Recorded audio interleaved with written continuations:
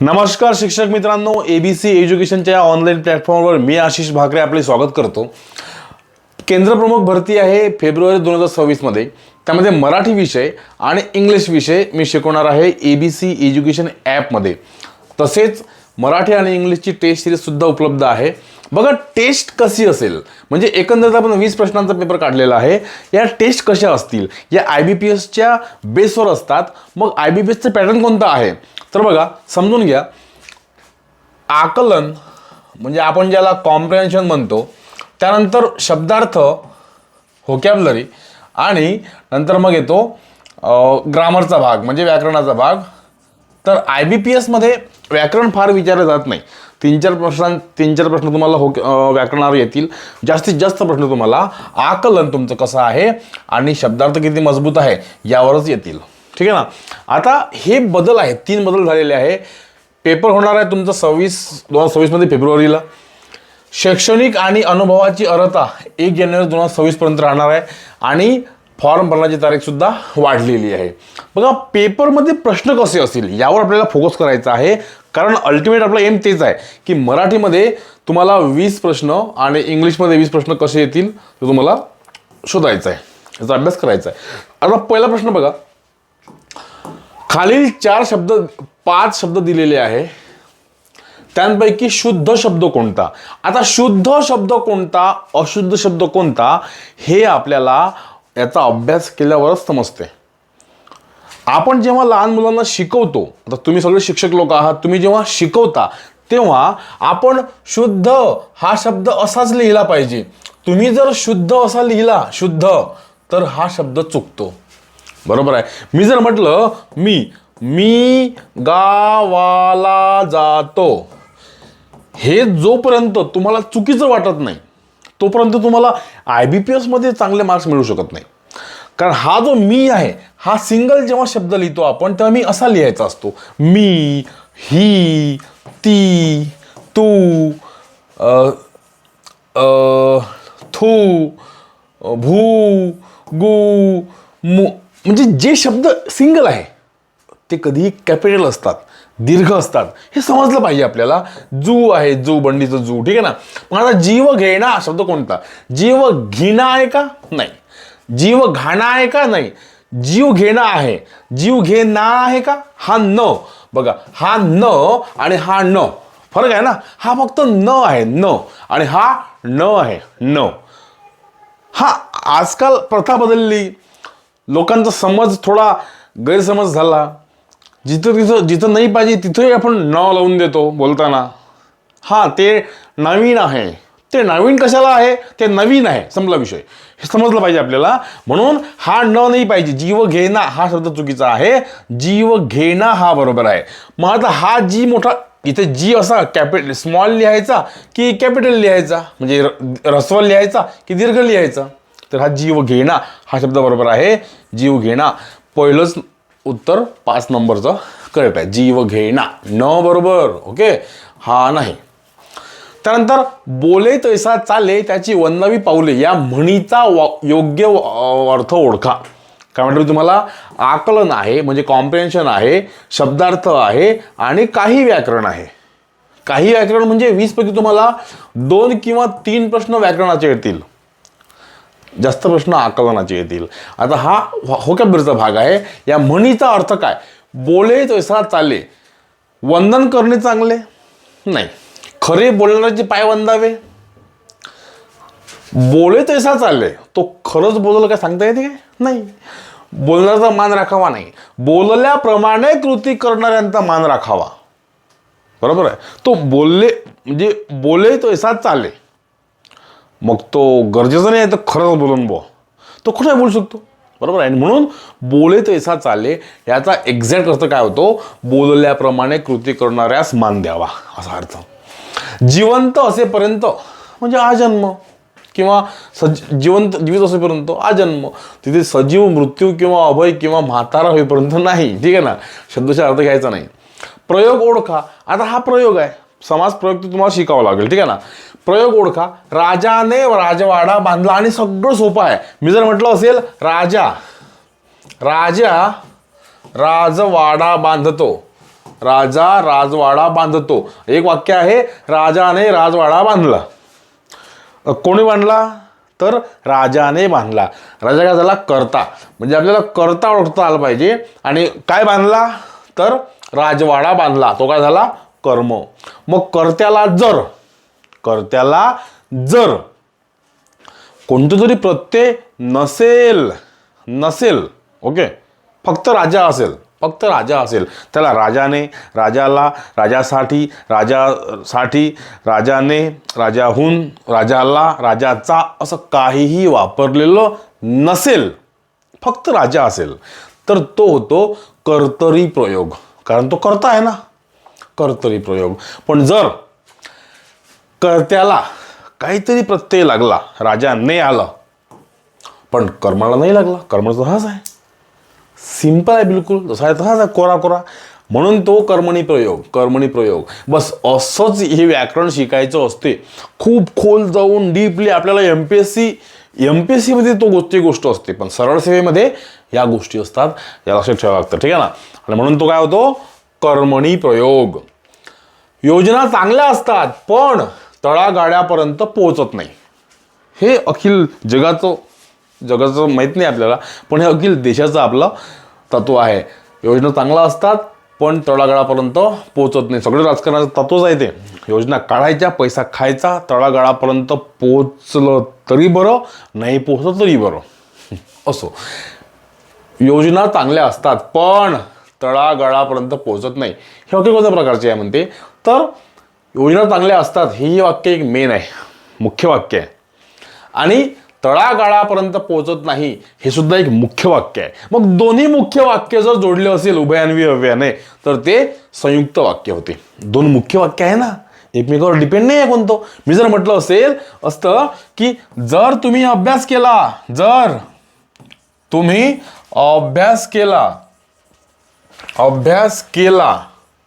तर पास व्हाल, हे जे वाक्य आहे हे वाक्य नाही आहे संयुक्त, हे वाक्य मिश्र वाक्य आहे.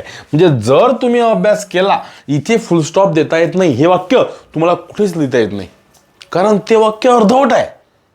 जरी शेवटी केला असलं तरी आपल्याला फुल स्टॉप देता येत नाही.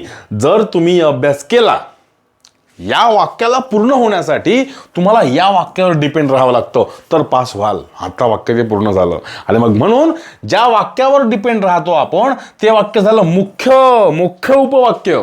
आणि जे वाक्य डिपेंड राहते त्याला म्हणतो आपण गौण उपवाक्य. म्हणजे सबऑर्डिनेट क्लॉज, तो मेन क्लॉज. मग अशा वेळेस एकमेकावर जर डिपेंड असेल तर ते वाक्य मिश्र वाक्य असते. ठीक आहे. गौण वाक्य ते वाक्य. केवळ वाक्य, साधं वाक्य, योजना चांगल्या असतात, संपला विषय. केवळ वाक्य, साधे वाक्याचा नाही तो वाक्य, हे प्रकारच नाही आहे. ठीक आहे ना. म्हणून कोणतं वाक्य बरोबर आहे? हे संयुक्त वाक्य. दोन्ही कसं आहे? मेन क्लॉज आहे.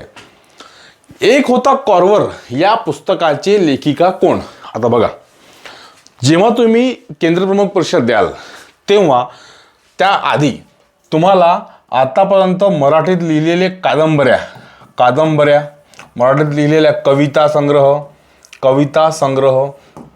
आपण ज्याला काव्यसंग्रह म्हणतो, गझल संग्रह सुद्धा असू द्याव्या. ठीक आहे, डोक्यात. किंवा अनेक लेखकांची नाटकं, लेखिकेंची नाटकं, लेखिकेंच्या कवितांचे लेखक, कवितांचे कवी किंवा त्यांना मिळालेले पुरस्कार, या सगळ्या गोष्टी आपल्याला, मी तुम्हाला एक काम करा, टेलिग्राम चॅनल ABC एज्युकेशन हे टेलिग्राम चॅनल आहे, हे जॉईन करून घ्या. यात मी तुम्हाला एक नोट्स देईल. हे सगळं डिटेल तुम्ही समजून घ्या.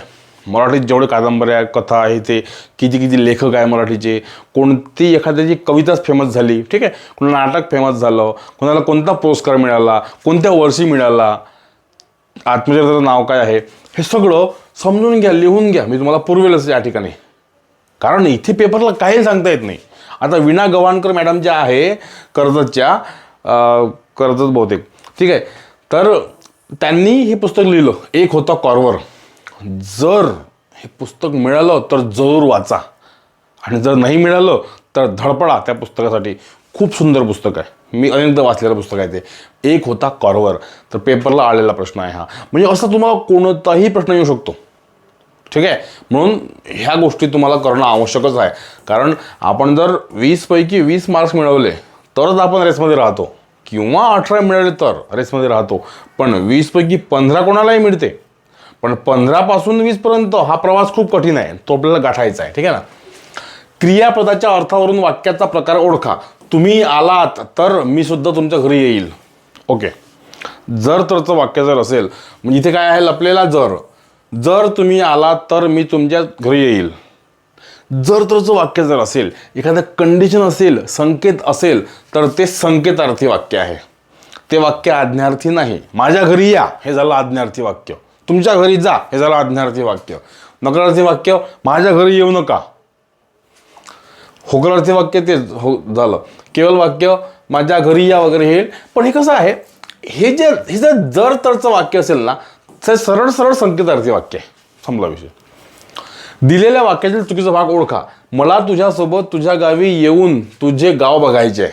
सांगा आता कुठली चूक आहे. हे जे ऑप्शन्स आहे ना, हा काय म्हणतो, हा भाग नंबर 1. ओके. हा भाग नंबर 2. हा भाग नंबर 3. हा भाग नंबर 4. आणि जर या वाक्यांमध्ये, या भागामध्ये कुठेच चूक नसेल तर मग तुम्ही ऑप्शन नंबर 5 लिहू शकता.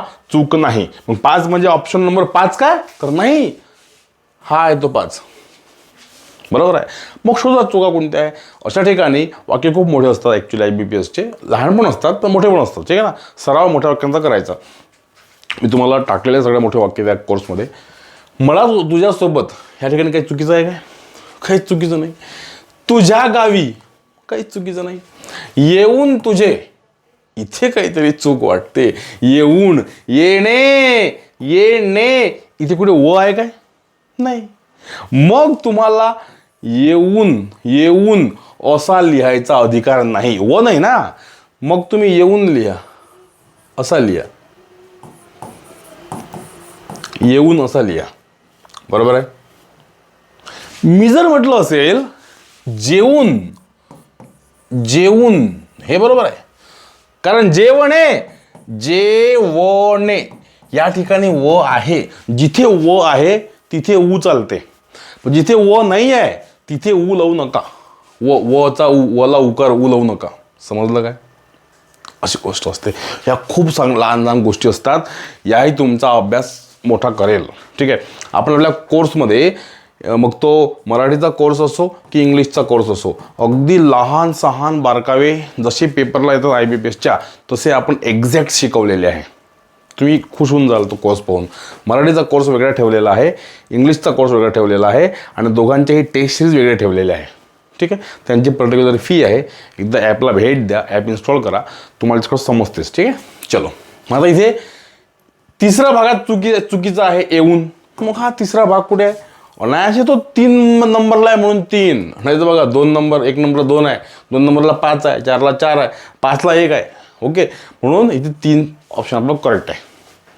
अण्णासाहेब आणि तात्यासाहेब यांचे हार्डवेअर आहे. हार्डवेअर या शब्दाचा ऑपोजिट वर्ड ओळखा म्हणतो, विरुद्ध शब्द ओळखा म्हणतो. हार्डवेअर म्हणजे काय होते, एकदम दुश्मनी, म्हणजे काटेकी दुश्मनी, जाणी दुश्मन. ह्याचा पाहिजे म्हणते आपल्याला विरुद्धार्थी शब्द. मनुष्य होईल काय, नाही, तर समानार्थी होऊन जाईल. निर्दोष काही संबंधच नाही आहे. समजूतदारपणा काही संबंध नाही आहे. सलोखा, सलोखा म्हणजे प्रेम. बरं, आदर पण नाही आहे. आपण दुश्मनांचा आदर करतो एखाद्या वेळेस, बरोबर आहे. पण इथे हार्डवेअरच्या अपोजिट सलोखाच होणार आहे. त्यांचे हार्डवेअर आहे, त्यांना एकमेकांची सावली पसंत नाही आहे. ते एका स्टेजवर कधी येत नाही, कधी सावली देत नाही एकमेकाच्या, भेटत नाही, बोलत नाही, डोळ्यात डोळे टाकून पाहत नाही. हार्डवेअर आहे. पण त्यांच्यात खूप सलोखा आहे बा. मस्त सुखदुःखात सहभागी होतात, मस्त बोलतात, मस्त प्रोग्राम घेतात. त्यांच्यात खूप सलोखा आहे. सलोखा आणि हार्डवेअर. ठीक आहे ना. इथे निर्दोष, समजूतदारपणा, आदर असे शब्द देऊन तुम्हाला कन्फ्यूज केल्या जाऊ शकते. पण समजून घ्यायचं आपल्याला, एक्झॅक्ट शब्द माहीत असला पाहिजे. खालील पर्यायांपैकी प्रमाण भाषेनुसार शब्द कोणता. प्रमाण भाषेनुसार शब्द कोणता. आता असंख्य शब्द आहे मराठीत. सर्व गुण संपन्न भाषा आहे मराठी. कितीतरी शब्द आहे मराठीत, जेवढे इंग्लिशमध्ये पण नाही आहे तेवढे शब्द मराठीत आहे. ठीक आहे. आणि मग म्हणून त्यापैकी 1-2 शब्द पेपरला येतात की बुवा हा शब्द चुकीचा असेल, बरोबर कोणता ते ओळखायचं असतं आपल्याला. भाऊबंदकी, भाऊबंदकी मग समजून जायचं आपण भाऊ असा लिहितो, बरोबर आहे. म्हणजे इथे हा ऊ चालेल, हा चालणार नाही, हा चालेल, हा चालणार नाही, हा चालेल. जो चालणार नाही त्याला आपण कट करू. ओके, एक नियम झाला. दुसरा नियम, शेवटी शब्दाच्या शेवटी कधी पण जर आपल्याला अशी वेलांटी द्यायची असेल तर ती कॅपिटलच द्यायची, दीर्घच द्यायची. मराठीचा तो नियमच आहे. ठीक आहे. मी जर म्हटलं असेल करण्यासाठी, बरोबर आहे. काही पण घ्या, तुम्हाला तिकडे हेच लिहावं लागेल. म्हणजे आम्ही राहील, देखील, काय असेल ते. ठीक आहे. कोणते वाक्य घ्या, शेवट जर आलं मिळवली, मी ही सनद मिळवली, पाठवली, मी तुम्हाला भेट पाठवली, कॅपिटलच येणार आहे. आणि मग म्हणून इथे दीर्घ आहे, इथं स्मॉल आहे. ठीक आहे, म्हणून हे कट झालं. हां, मग राहिलं 1 आणि 2. आता याच्यात बघा, मग भाऊ बंदकी आहे का भाऊ बंदुकी आहे? बंदुकी तर नाही आहे बापा, म्हणून हे कट झालं. म्हणजे भाऊ बंदकी हा शब्द करेक्ट आहे. आपण ऑप्शन्स थ्रू गेलो, पण ऑप्शन्स थ्रू जाणं हा शेवटचा पर्याय असतो. आपल्याला एक्झॅक्ट समजलंच पाहिजे. म्हणून आपण जर मराठीचा अभ्यास करत असू आणि तुम्ही सगळे शिक्षक लोक असाल, कारण केंद्र प्रमुख परीक्षा हे शिक्षकांनाच देता येते ज्यांचे 6 वर्ष पूर्ण झाले सेवेमध्ये. ठीक आहे ना. म्हणून तुम्ही मराठी मुलांना शिकवत असालच, या कोर्समधून तुम्हाला अनेक गोष्टी समजेल. हे जे पुस्तक आहे आपलं अप्लाइड मराठी, ह्या पुस्तकात सगळ्या गोष्टी दिलेल्या आहे. हवं तर हे पुस्तकसुद्धा तुमच्याकडे असू द्यावे. हे पुस्तक अप्लाइड मराठी, यामध्ये IBPS असो की TCS असो, पेपर कोणताही निघूनच जाईल, परंतु एक शिक्षक म्हणून तुम्हाला अनेक गोष्टी समजेल. ठीक आहे. चलो, हे पुस्तक घरपोच मागवायचं असेल तर 7620905929 या नंबरला कॉन्टॅक्ट करा आणि हे तुम्हाला घरपोच पाठवून देतील. ठीक आहे. सोनू म्हणते मी फकीरा वाचली. फकीरा कादंबरी कोणाची? तर हे जे प्रश्न असतात हे फॅक्च्युअल असतात. ठीक आहे ना. हे तुम्हाला पाठच करावं लागेल. तुम्हाला मी सांगितलेलं आहे. लेखक, कविता, पुरस्कार, टोपण नावं लेखकांची, त्यांना मिळालेला पुरस्कार, त्यांचा कालखंड. ठीक आहे.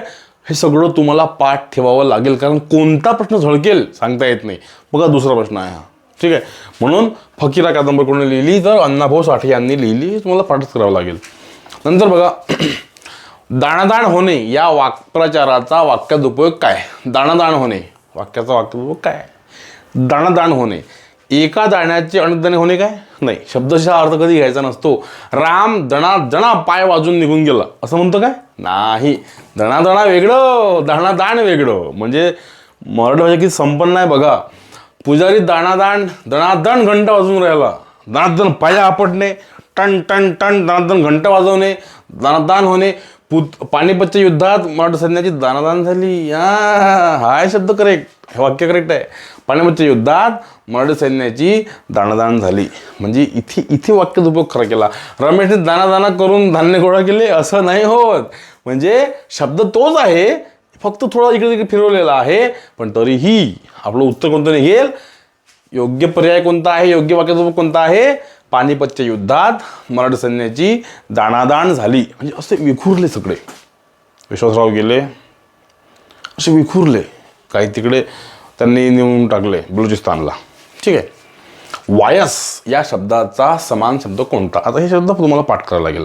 समानार्थी, विरुद्धार्थी, शब्दसमूह ह्या गोष्टी तुम्हाला पाठ करायच्या आहे. ठीक आहे ना. तर वायस म्हणजे काय होते?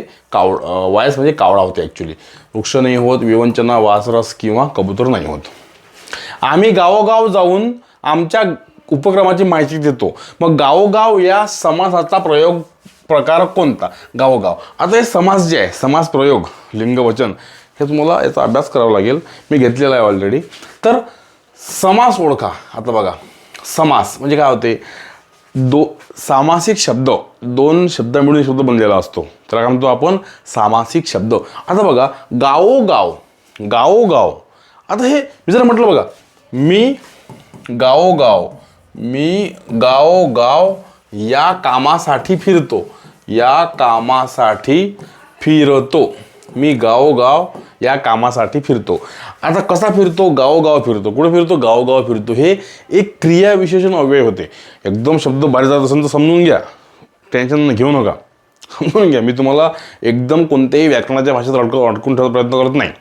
पण जेव्हा गावोगाव, घरोघर असे शब्द येतात तेव्हा त्याचा अव्ययीभाव समास होतो. अव्ययीभाव समास म्हणजे आपण उदाहरणं पाहिले तर बघा, प्रत्येक गावी, गावोगाव, प्रत्येक गावी, प्रतिदिन, प्रत्येक दिवशी, प्रतिक्षण, प्रत्येक क्षणी, यथाशक्ती, शक्तीनुसार, आमरण, मरेपर्यंत, प्रत्येक दारोदारी, प्रत्येक वर्ष, दर साल किंवा शंका नसलेला. ह्याचा अर्थ काय होतो? पहिले पद महत्वाचे आहे. गावोगाव. गाव पुन्हा गावच आलो. मग गाव महत्वाचं आहे ना. मी जर म्हटलं मी गावाला गेलो, एकच गावाला होऊन जाईल. पण मी गावोगाव फिरतो म्हणजे गावोला महत्व आहे. ठीक आहे ना, असा अर्थ. इथे अव्यय कोणते असतात? प्रति, यथा, आ, उप, निर यासारखे उपसर्ग असतात. विशेषणासारखे कार्य करतात हे. ठीक आहे ना, क्रियाविशेषणासारखे कार्य करतात हे शब्द. म्हणजे मी गावोगाव फिरलो, फिरलोबद्दल सांगितलं आपण काहीतरी. ठीक आहे, असा अर्थ. मग राहिले हे ऑप्शन्स. हे तर कट झाला. हा राहिला ऑप्शन बहुव्रीही समास. बहुव्रीही समास म्हणजे तिसऱ्या शब्दाचा बोध होतो. म्हणजे चक्रपाणी म्हटलं तर काही आठवत नाही आपल्याला, पण चक्र वेगळा शब्द आहे, पाणी वेगळा आहे. चक्र म्हणजे चक्र आहे पाणीत, म्हणजे हातात ज्याच्या, असा तो कृष्ण किंवा विष्णू. वज्र, विना पाणी. शब्द विना वेगळा आहे, पाणी वेगळा आहे. दोन्ही महत्वाचे. पण इथे ना विण्याचा संबंध ना पाण्याचा संबंध आहे. इथे आहे संबंध सरस्वतीचा. म्हणजे तिसरा शब्द येतो महादेव. सॉरी, नीलकंठ. कोण नीलकंठ? निळा आहे कंठ जसा तो काय झाला? नीलकंठ. म्हणजेच नीलकंठ शंकरजी झाले. वज्रपाणी इंद्र झाला. गोपाल, गोचे पालन करणारा गोपाल. गजाचे आनंद म्हणजे गजने महत्वाचा, आनंद तोंड नाही महत्वाचं, पण गणपती महत्वाचा आहे, असा अर्थ. लंबोदर, दशमुख. दशमुख म्हणजे काय? 10 मुख असलेला. ठीक आहे, रावण. लंबोदर, ज्याचं उदर लंब आहे, तो गणेश. म्हणजे या शब्दांवरून तुम्हाला तिसऱ्याच गोष्टीचा बोध होतो. त्याला म्हटलं जाते बहुव्रीही समास. त्यानंतर आहे द्विगु समास, जिथे पहिला शब्द अंक येतो, संख्यात्मक येतो. म्हणजे द्विदल, त्रिनेत्र, त्रिभुवन, षटकोन, सप्तर्षी, अष्टपैलू, नवरंग, दशावतार, पंधरवाडा. बघा, 15, 10, 9, 8, 7, 6, 4, ठीक आहे, पंचवटी वगैरे शब्द येतात. त्याला काय म्हणतो आपण? द्विगु समास. म्हणजे द्विदल 2 दलांचा समूह, त्रिनेत्र 3 नेत्रांचा समूह, त्रिभुवन 3 भुवनांचा समूह, षटकोन 6 कोणांचा समूह, सप्तर्षी 7 ऋषींचा समूह, अष्टपैलू 8 पैलूंचा समूह, नवरंग 9 रंगांचा समूह, दशावतार 10 अवतारांचा समूह, पंधरवाडा 15 दिवसांचा समूह. हा कसा? नवरात्र 9 रात्रींचा समूह, अष्टभुजा 8 बाहूंचा समूह, पंचपात्र 5 पात्रांचा समूह, चातुर्मास 4 महिन्यांचा समूह, पंचधातू 5 धातूंचा समूह, सप्ताह 7 दिवसांचा समूह, दशानन 10 आनंद म्हणजे 10 आनंद म्हणजे तोंड समूह, दशदिशा 10 दिशांचा समूह. ह्या शब्दांना काय म्हटलं जाते? द्विगु समास. हे पाठ करून ठेवायचं. द्वंद्व म्हणजे काय? 2. ॲक्च्युअली द्वंद्व म्हणजे 2 होते, युद्ध पण होते. द्वंद्व म्हणजे युद्ध पण होते, द्वंद्व म्हणजे 2 पण होते. 2 म्हणजे काय? एका शब्दात 2 अलग अलग गोष्टी असतात. बहीण भाऊ अलग अलग आहे, किंवा मग स्त्री पुरुष अलग अलग. आपण म्हणतो ना, हा कोण येतील स्त्री पुरुष त्यांना पाठवून द्या, अरे ते बहीण भाऊ आहे. राम लक्ष्मण, आवड निवड, प्रश्न उत्तरे, पास नापास, खरे खोटे, 4-5. 2 शब्द एकत्र आले पण तो शब्द एकच बनतो, म्हणून त्याला सामासिक शब्द असे म्हणतात. ठीक आहे, त्याला द्वंद्व म्हणतात. तत्पुरुष म्हणजे काय? ग्रंथकार. ग्रंथकार. दुसरा शब्द महत्वाचा. मी जर म्हटलं असेल या ठिकाणी क्रीडांगण, हे तर आहे क्रीडांगण, तर क्रीडेसाठी अंगण तर आहे, पण अंगण महत्वाचे. तिथं क्रीडा करा का झोपा, तिथं काही टेन्शन नाही. अंगण महत्वाचं, म्हणजेच दुसरा शब्द महत्वाचा आहे. मग करी शेत करणारा, ग्रंथकार लिहिणारा, पण ग्रंथ लिहिणारा. राजाश्रय, आश्रय महत्वाचा, राजाचा असो का कोणाचा असो, राजाश्रय. ठीक आहे. पितृभक्ती, भक्ती महत्वाची, पितृवस्तू की मातृवस्तू, म्हणून दुसरा शब्द सेकंड वर्ड जो आहे ना तो महत्वाचा असते, सेकंड पद. आणि मग हा प्रश्न नंबर 15 बघा. कपाळ मोक्ष होणे म्हणजे काय होते? वाक्प्रचार आहे तो. याचा अर्थ काय होतो? तो तुम्हाला शिकून घ्यावा लागेल, तो तुम्हाला वाचावा लागेल. ठीक आहे. या पुस्तकात सगळं दिलेलं आहे. हे झाले 15 प्रश्न आपले. ठीक आहे, हे झाले MCQचे 15 प्रश्न. कपाळ मोक्ष म्हणजे काय होते? मृत्यू होणे. मग आता येतो तुमचा 16 ते 20 प्रश्नांचा पॅराग्राफ राहतोच तुम्हाला. ठीक आहे ना. मग ते TET असो की अंगणवाडी सेविका असो की केंद्रप्रमुख असो, तुम्हाला उत्तर राहणारच आहे. कधी तुम्हाला कविता पण येईल, कविता 4 मार्कांसाठी, 3 मार्कांसाठी किंवा 5 मार्कांसाठी, ते तुम्हाला करणं आवश्यक आहे. आता खाली दिलेला उतारा वाचून त्या उतारावर विचारलेल्या प्रश्नांची उत्तर लिहा. असं वाचायला लागेल. तो उतारा वाचायचा कसा? त्याच्या पहिले काय करून घ्यायचं? उत्तर वाचायच्या अगोदर तुमच्या त्या जी असते ना तुमची शीट मिळते, एक वही, पांढरी वही मिळते, पांढरं बुक हे पेज मिळते, त्यावर आपले प्रश्न लिहून घ्यायचे पहिले. म्हणजे प्रश्न जर समोर असले असे तर उतारा वाचताना ते सोपं जाते आणि पटकन टिक करतो आपण. ठीक आहे. दुसऱ्या महायुद्धाच्या वेळी कोणी शांतता प्रस्थापित केली म्हणजे नाव पाहिजे. ओके.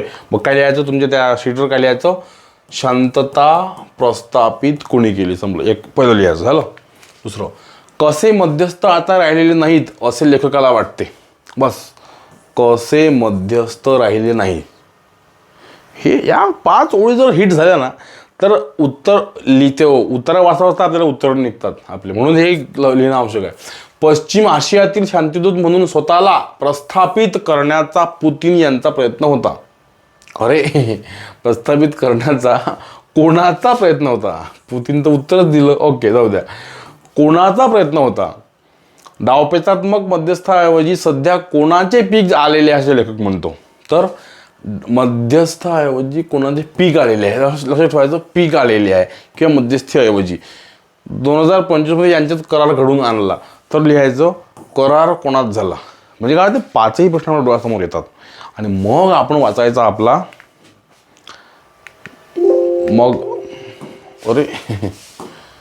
मग तो सगळं समोर गेलो. मग आपण आपला वाचायचा आपला पॅराग्राफ. ठीक आहे. हा, जेव्हा संघर्ष उद्भवतो तेव्हा मुत्सद्दी म्हणून मिरवण्यासाठी पुढारी लगेच धावतात. आता तो डोनाल्ड ट्रम्प आलता ना आपल्याकडे. श्रेय मिळवणे हा हेतूही असतोच. भारत पाकिस्तानचे युद्ध मीच थांबवले असे अमेरिकेचे अध्यक्ष डोनाल्ड ट्रम्प यांनी थेट सांगितले. तेव्हा एकच सन्नाटा पसरला. ट्रम्प यांचे हे दिवा स्वप्न मोडण्यासाठी पंतप्रधान नरेंद्र मोदी यांना 35 मिनिटे खर्ची घालावी लागली असे कळते. 1972च्या सिमला करारानुसार उभय देशांच्या लष्करात झालेल्या समझोत्याचा युद्धबंदी हा परिपाक होता असे पंतप्रधानांनी स्पष्ट केले. शिमला करारानुसार उभय देशांच्या लष्करात झालेल्या समझोत्याचा युद्धबंदी हा परिपाक होता. Iran, Israel, Hamas, Israel, Ukraine, Russia, Bharat Pakistan अशा संघर्षात सध्या झडणाऱ्या शाब्दिक चकमकी पाहता हा विषय किती गंभीर आहे हेही दिसतेच. जगाला मान्य होतील असे मध्यस्थ आता राहिलेले नाही. प्रश्न आहे, जगाला मान्य होतील असे मध्यस्थच राहिलेले नाही. ते प्रश्न जे आहे ना तुमच्या समोर ठेवायचे लिहिलेले. बघा, ऑप्शन आहे आपल्याकडे. काय आपण ऑप्शन पाहिले होते? कसे मध्यस्थ राहिलेले नाही. कसे मध्यस्थ आता राहिलेले नाहीत असे लेखकाला वाटते. तर जगाला जगाला मान्य होतील असे. बघा ना, तो काय म्हणतो? हे जगाला मान्य होतील असे मध्यस्थच आता राहिलेले नाही. सॉरी, आपण मीच गिनो म्हणते.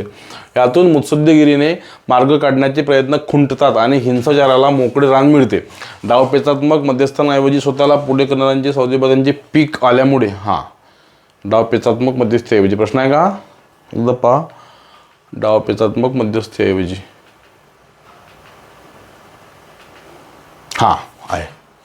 डावपेचात्मक मध्यस्थीऐवजी सध्या कोणाचे पीक आले?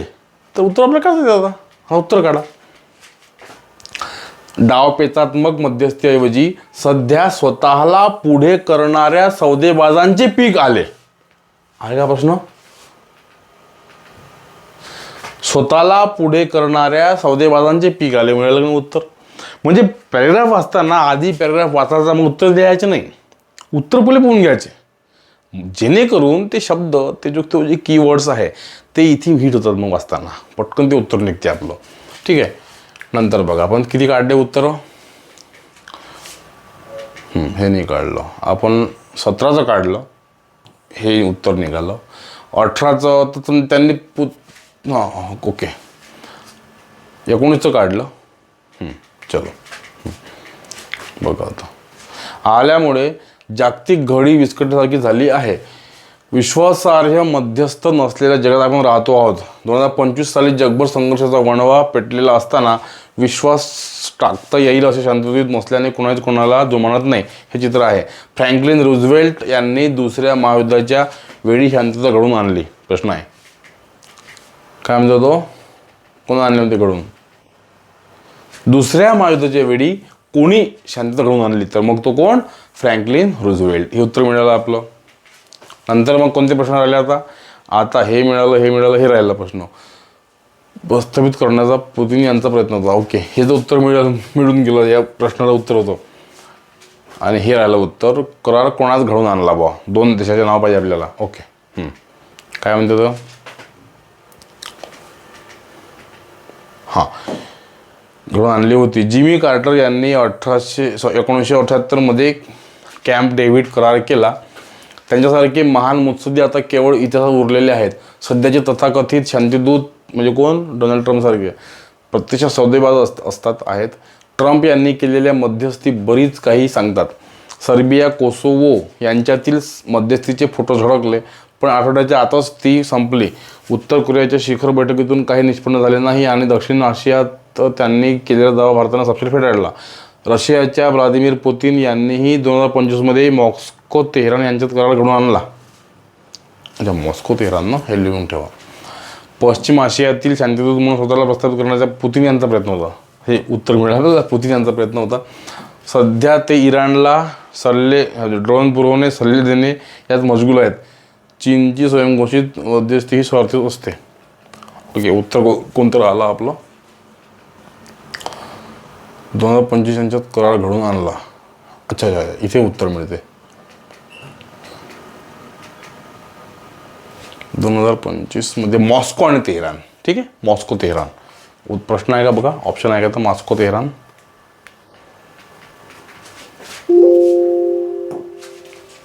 मॉस्को आहे तिथे, मॉस्को तेहरान ऑप्शन होता. ठीक आहे ना, समजून घ्यायचं की आपल्याला या पद्धतीचा अभ्यास, ठीक आहे, तो हँग झाला असेल. ठीक आहे, आपल्याला या पद्धतीचा अभ्यास करायचा आहे मित्रांनो. तुम्ही जी शिक्षक लोक आहात, जे अभ्यास करत आहात, तर तुम्हाला समजून घ्या, तुम्हाला मराठी आणि इंग्लिश करणं भागच आहे. कारण आपण जरी मराठी इंग्लिश शिकवत असू प्रत्यक्षात, परंतु IBPचा पॅटर्न मात्र वेगळा असतो. त्यामध्ये चुकी केलीच नाही पाहिजे, कारण करण्याचा चान्सच नाही आहे काही.